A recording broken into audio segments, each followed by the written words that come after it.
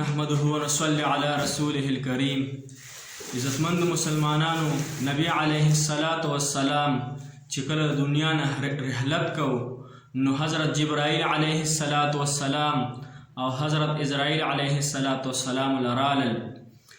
حضرت جبرائیل علیه الصلاة والسلام ته عرض کوي، یا رسول الله جل شانه تا سره د میلاویدلو شوق کې دی، غونډې اسمانونه کولاو دي او فرشتې په انتظار دي. نبی علیه الصلاة والسلام ته داسې اشاره کوي چې الله جل شانه له لاړ شه او ورته ووایه چې نبی علیه الصلاة والسلام راولېږلم چې زما نه پس به زما د امت سره څه کېږي، زما د امت پس سره به تاسو څه کوئ. کله جبرائیل علیه الصلاة والسلام لاړې او الله جل شانه ته عرض وکړو، الله جل شانه ته وفرمایل ای جبرائیل نبی علیه الصلاة والسلام ته ووایه چې ستا امت به موږ یوازې نه فریدو، ستا امت به موږ تنها نه فریدو، موږ به هغوی سره یو. چې کله رالی جبرائیل علیه الصلاة والسلام نو نبی علیه الصلاة والسلام ته وویل نو دغه زموږ پیغمبر دی چې د دنیا نه په تلو په وخت کې الله اکبر، د دنیا په تلو په وخت کې زمونږ غم دی ورسره، زمونږ درد دی ورسره، زمونږ عشق دی ورسره، موږ سره څونه مینه کړې، څونه محبت را سره کړې. نن د فیسبوک په پاڼه باندې زمونږ نوجوان نسل وګورئ، هلته یهودیان، نصوارا، عیسیان د نبی علیه الصلاة والسلام سنت د دیز نه راوالي او د دیزې پورې وخورئ، صفه یې وخورئ. دلته زما د کلمې رور، زما مسلمان هغه ته چې وګوري نو هغه هم بلیډ راوالي، مشین راوالي او ګیره راوالي، د دې سیډ نه راوالي او دیزې پورې وخورئ. زما د کلمې مسلمان هم نن د هغې یهودیانو د هغې نسوارو په طرزو باندې روان دی. هلته یهودیان نسواران ګیره د دیزې نه راوالي، د دیزې پورې وخورئ، دیزې کې لږ شانښته پرېږدي. زما مسلمان هغه ته ګوري او دیزې کې هغه هم وړه شان ګیره پرېږدي او دیزې کې زما د نبي سنت پورې خندا کوئ. تاسو زما نبي تاسو سره څونه مینه کړې ده. په آخري حجة الوداع کې نبی علیه الصلاة والسلام څه فرمایي؟ یا الله پاکه زما د امت مظلومان ووهې او زما د امت ظالمان ووهې. څونه محبت کوونکی نبی موږ او تاسو له الله را کړی او د هغه په سنتو پسې موږ خندا کوو. هغه الله جل شانه په قرآن کې فرمایي چې هغه یهودیان او نصوارا هغوی نه ما شادوګان او خنزیران ساز کړي. آیا تاسو د هغې شادوګانو د خنزیرانو د بچو پیروي کوئ؟ آیا زما د نبي سنت دونه سپک شو تاسو ته چې هغه د یهودیانو او د نصوارو د هغوی طرز او طریقې موږ په خپل بدن کې راولو؟ آیا چې د قیامت په ورځ الله جل شانه ما ته ووایي چې تا زما سنت په غسلخانې په لیټرین کې به یې ده، په غسلخانه کې به یې ده، په نالو کې به یې ده، په ادیرو کې فراتو، په مقبرو کې فراتو، په سوړو کې په ډیرانونو باندې فراتو.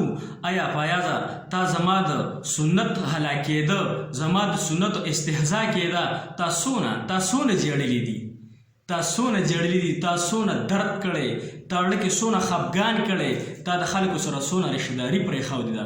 ما نه چې الله تپوس کړي نو زه به ورته څه وایم؟ نو راشئ او دا سنت پرېږدئ، دا د نبی علیه الصلاة والسلام سنت پرېږدئ.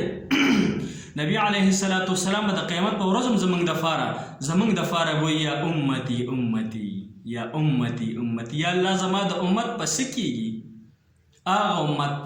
هغه امت نن په کومه شر روان دی؟ هغه امت چې هر یو پیغمبر به وایي چې یا نفسي نفسي او زما پیغمبر وایي یا امتي امتي. کله چې الله مانه د قیامت په ورځ تپوس وکړي چې تا څه کړي، تا زما د حبیب د سنتو دپاره څونه رشتهدارۍ کټ کړي دي. مونږ خو چې خور رانه، رور رانه یا فلان رانه لږې پیسې پټې کړي یا راسه لږه ځمکه رانه ونیسي، څونه جګړه ورسه پرې کوو، غم ښادي پرې ورسه پرېږدو. آیا زما د نبي د سنتو دپاره موږ غم ښادي پرېښودې ده؟ موږ قطع رحمي کړې ده د نبي علیه الصلاة والسلام د سنتو دپاره. کله چې حوض کوثر ولګي او نبی علیه الصلاة والسلام اوبه خلکو له ورکوي، داسې اوبه دي چې کوم انسان وڅکي نو تر جنته پورې بیا نه تږی کېږي. او حدیث شریف کې راځي چې هغه جامونه به دونه ډېري لکه د نور ستوري چې څونه ډېر دونه جامونه به وي. زما نبي علیه الصلاة والسلام چې ولاړي او تا په سنتو باندې لوبې په دنیا کې کړي، آیا زما نبي به تعالی حوض کوثر درکړي؟ تا نه مخ واړئ. د کسرا نه 2 کسان راله او کسرا راولېږل نبي علیه السلام له، هغوی ګیرې وړې کړې وې. نبي علیه السلام ته فرمایي چې تاسو ته چا ویلي چې دا شکل داسې کوي، دا ګیرې وړې کوي؟ او ورته وایي چې موږ ته خپل بادشاه ویلي، موږ ته خپل رب ویلي. نبي علیه السلام ته څه فرمایي؟ ما ته خپل رب ویلي چې ګیرې غټې کړه او بریتونه واړه کړه. نو آیا تاسو د کسرا د رب خبره منئ او که د محمد رسول الله صلی الله علیه وسلم د رب خبره منئ چې هغه وایي چې الله جل شانو فرمایي چې ما د زنانه او حایس دا په اختو کې او په کمسو کې ږدلی دی او د نارینه او حایس مې په ګیره کې ښودی دی. کوم انسان چې ګیرې څونه ښکلی ښکاري، نن تاسو ته ولې د یهودیانو او د عیسایانو په شکل کې تاسو ته ځان ښکلی ښکاري؟ ولې تاسو ته ښکاري؟ چې قبر ته کله انسان لاړ شي او ګیره خرولي، او چې قبر ته لاړ شي او تا ته نبی علیه السلام مبارک راشي، نو ته به ورته څه وې؟ تا ته چې په دې سړي مبارک ته څه وې؟ ستا نبي څوک دی چې تا په دنیا کې په سنتو باندې لوبې کړي؟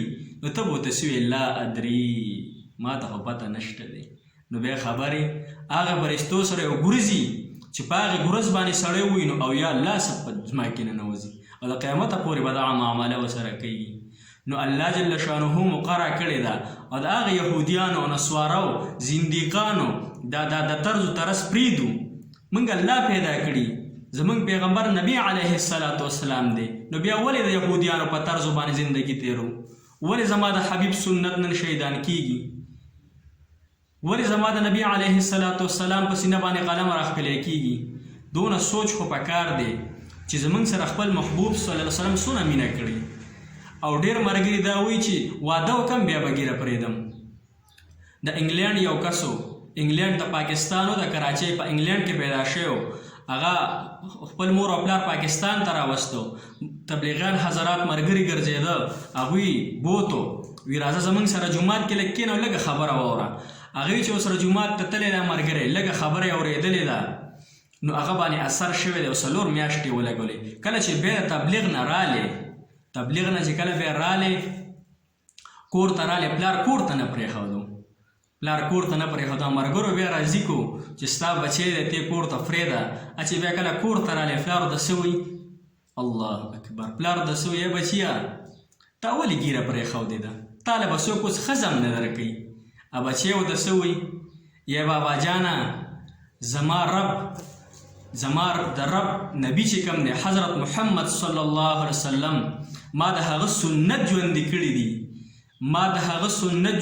او زه پرې فخر کوم. او هغې رسول الله، هغې نبی علیه السلام نه الله جل شانه 11 بیبیانې ورکړې وي او خو خوبصورته بیبیانې ورکړې وي. ما چې د کم نبی سنت پرېښودي، د هغې نبی رب به ماله ښکلې بیبي راکوي. نو بس راځئ چې نن دا سنت پرېږدو، اخیری عشره ده، د جهنم نه د بچ کېدو عشره ده، او دا سنت پرېږدو. بس دی نور د نبی علیه السلام په روضه کې نور نه خفه کوو. عزتمند موږ به ورسره ملاقات کیږي. کوم انسان چې په کم حالات کې وفات شو، په هغې حالات کې به د قبر نه فاسي. نو چې کله انسان ګیره خلولي او دی مړ شي، دی به کله دی به د قیامت په ورځ کله سړو له جزي سړي به هم پره کوي چې زمانه ته خو ښځه یې، او چې کله ښځو له ځي نو ښځې هم پره کوي چې ته خو سړی. نو څونه د شرم خبره ده او د مرګ خو فتح نه لري. کل نفس ذائقة الموت، کله مرګ راځي. د ټماټر ګارنټي شته، د انسان نشته. کو تاسو مقبرې ته لاړ شئ نو د ټول نه زیات قبرونه به تاسو ته د نوجوانانو میلاویږي، د نوجوان نسل به میلاویږي. پلانکي ځای کې سکیډان وکړو، بس دغه مرګونه دی او غرض او ګروپ ساز دی. عزتمندو راځئ چې د الله سره روغه وکړو، د الله د حبیب سره روغه وکړو. الله جل شانه قرآن کې فرمایي قل ان کنتم تحبون الله فاتبعوني يحببكم الله ويغفر لكم ذنوبكم والله غفور رحيم. الله څه فرمایي؟ ای پیغمبره ته د خپل امت ته وایه کو چېرې څوک ما سره، الله جل شانه څه فرمایي؟ کو څوک ما سره محبت کول غواړي، ای نبي علیه السلام د ستا تابعداري وکړي، زه به هم د هغه سره محبت وکړم. الله وایي نو الله جل شانه محبت د نبی علیه السلام په محبت کې فروت دی. نو چې موږ الله سره محبت وکړو د الله حبیب سره محبت وکړو دغه 2.5 منټه زندگی ده دا دارالبقا د دنیا او آخرت دارالجزا دی دلته چې څه وکړو د هغې بدله به تا پوره هلته میلاویږي فمن یعمل مثقال ذرة خیرا یره ومن یعمل مثقال ذرة شرا یره الله جل شانه دی قرآن پاک کې فرمایي چې چا ذرې برابر نیکي راوړه هغه ته به د هغې پوره بدله میلاویږي او د ذرې برابر بدي راوړه د هغې پوره بدله به ورته میلاویږي او ذره به تاسو پېژنئ کله چې نور په درشل کې راوځي په چوکاټ کې راوځي هغې کې چې هغه نری شان هغه پړقېږي شان چې ذرې دغې ته ذره وایي چې به من نه تقسیمېږي عزتمندو راځئ چې د خپل الله سره روغ وکړو او اخري عشره ده چې دا اخري عشره ده او د اختر ورځې شپې دي او فرشتې به اخره کې راګوزېږي موږ سره مصافحې کوي نو راځئ چې الله سره روغ وکړو او زما د حبیب صلی الله علیه وسلم دا سنتو باندې نور مه دغه کوئ خفه کوئ دا ګیرې پرېږدوئ او بله خبره دا ده چې موږ دا چینل ساس کړی دی مولانا محمد فیاض په نوم باندې نو که تاسو سبسکرایب کوئ هم ستاسو خوښه ده کو نه کوئ هم ستاسو خوښه ده خو دا پیغام د دنیا ګوټ ته ورسوئ کو ستاسو د وجې نه یو کس ګیره پرېښوده یو کس په صحیح لار روان شو الله جل شانه تاسو ته ډېر اجر درکړي عزتمند صحیح ده او واخر دعوانا الحمد لله رب العالمین جزاک الله خیرا